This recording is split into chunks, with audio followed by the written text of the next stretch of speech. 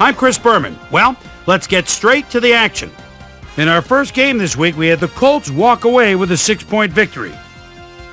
Number 36 had a stellar game, but all said and done, his performance wasn't enough to lift his team to a victory.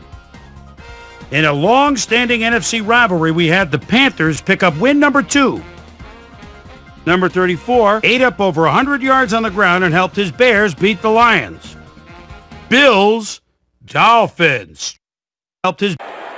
Michael Clayton was definitely a key as he was able to work his way open for a big one here. The Dolphins go on to win this by the final score of 34-21. Right by Lady Liberty in New York, we had the Jets edge their way to a narrow 3-point win. Over at Lincoln Financial Field, we had the Eagles drop this one by 17. We had a big injury in this one, and Trey has the lowdown for us. Trey? All right, Boomer, thanks. In front of you, we've got the AFC Infirmary Report. And as you can see, they were hit hard this week. Kevin Garrett won't see action for a while, so this offense is going to have to make do without him.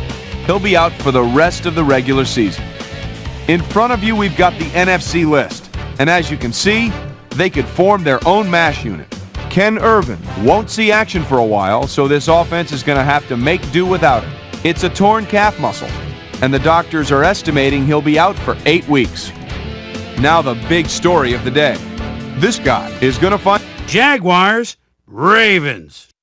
Kevin Barlow would come up with a huge play on special teams as he'd field a punt and bring it back the other way. The Jaguars win this one by the final score of 34-14.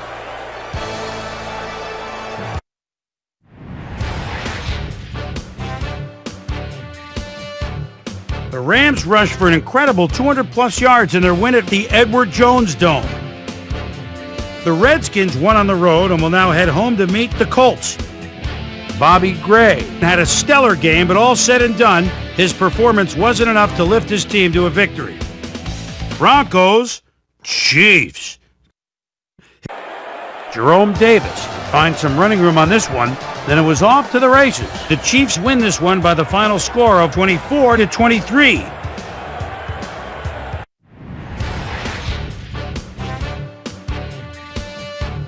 Alex Brown was responsible for over 150 yards rushing and helped his Browns beat the Texans. And last but not least, we had the Raiders come away victorious. So that'll just about do it. But before we go, I'm going to toss out a few game balls to my prime-time players. Each and every one of these men had a week to remember. That'll do it, sports fans. I'm Chris Berman, and thanks so much for joining us here in the Bristol studios. We'll see you next week right here on ESPN, the worldwide leader in sports.